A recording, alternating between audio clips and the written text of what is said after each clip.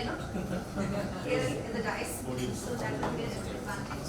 Thank you, Dr. Jilin. Good afternoon, everyone. I will try to keep my talk in 4 minutes, but hopefully I will not be able to do it longer than that. To one of the best leaders I've ever seen in my whole life, Professor Dutta. Okay, so he made me feel like Bangalore, India is going to be my home outside of the Philippines. Thank you so much, Prof. From the time that I got here, that was last Thursday, and his entire family picked me up at the airport, so I just felt like I'm home. I flew all the way from China, so I'm from the Philippines. So from the Philippines to China down here. It is a profound honor to be here with you today at this Pivotal Education Summit, where we gather under the visionary theme Evolution 2050, Shaping the Future of Teaching and Learning.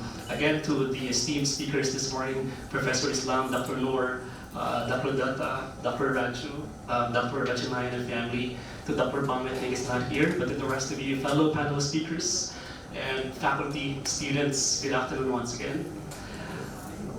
As a professor who has had the privilege of serving in the education sector for, well, specifically in the higher education sector for 22 years, 18 years of those I spent in China, I have witnessed firsthand the transformative power of education and the urgency with which we must adapt to the rapid changes in our world today. I come from the Philippines, a country it's known for its vibrant culture and deep respect for education. My journey brought me to China almost 20 years ago, and where I have been fortunate to contribute to the dynamic and ever-evolving educational landscape of this great nation.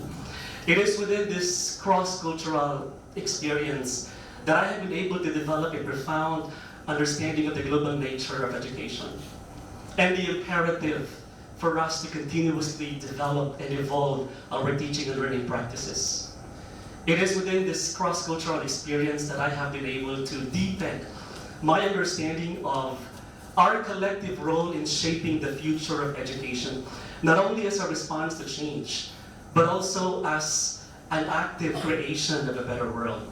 Today, as we look forward to 2050, we are not just imagining the future, we are actively shaping it. The term, the concept, evolution, it's something that encapsulates the idea that education must evolve continuously and creatively, not only as a response to change, but as an active creation of a better world. The challenge that we face should not only evolve in evolving education, but we must also align that in the principles of interconnectedness, which means to recognize that every decision we make ripples out into the broader web of life. As educators, to fellow educators in here, we are not just teachers, we are co-creators of our students, shaping the future of education in every lesson, every discussion, every interaction, every engagement with the students. The challenges we face are unprecedented. We are living in a period marked by rapid changes in technology, environmental concerns, and shifting social dynamics. These forces are reshaping the way we think, the way we work, the way we live, the way we interact with each other. We as educators, we are tasked with preparing our students to face not only the complex landscape, but also to thrive within it. In the next 25 years, the classroom will no longer be confined to four walls. Learning will be increasingly personalized, driven by artificial intelligence, and big data, in which it will allow us to tailor educational experiences to the unique needs and strengths of our students. The role of the teachers will evolve and will shift from being the sole source of knowledge to becoming a mentor, a guide, a facilitator, someone who empowers students to take charge of their own learning journey. However, as we embrace these technological advancements, we must not lose sight of the human element at the core of education. While artificial intelligence can analyze data and predict trends, it cannot replace empathy. It cannot replace creativity. It cannot replace critical thinking that defines us as educators. The challenge for us as educators is for us to be able to integrate technology that it enhances rather than diminishes these essential human qualities. As a Filipino educator in China, I have seen the value of interconnectedness. I have seen the value of intercultural exchange and collaboration. Our world is becoming more interconnected, and we are being challenged to foster a global mindset among our students. We must not only equip them with the technical skills needed in the 21st century, but we must be able to develop and help our students develop cultural intelligence and ethical grounding to navigate a diverse and interconnected world.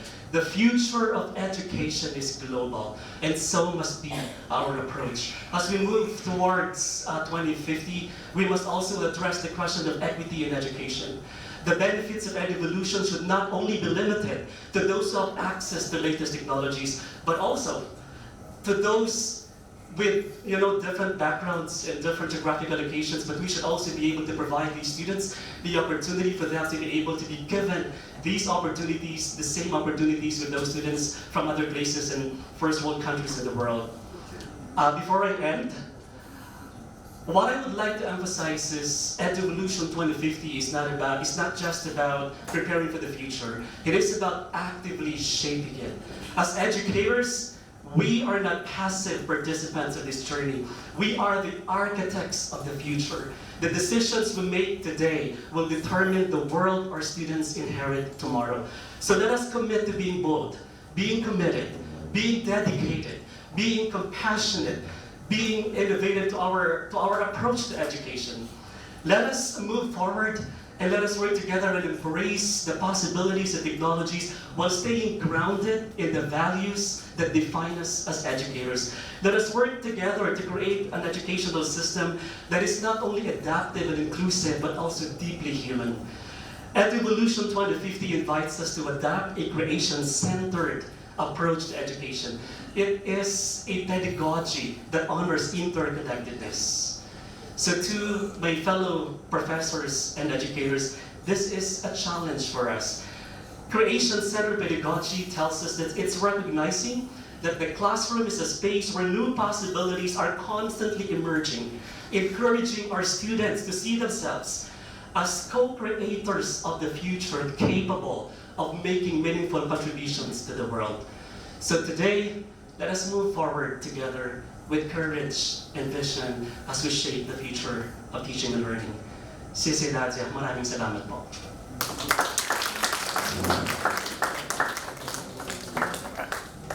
Thank you so much.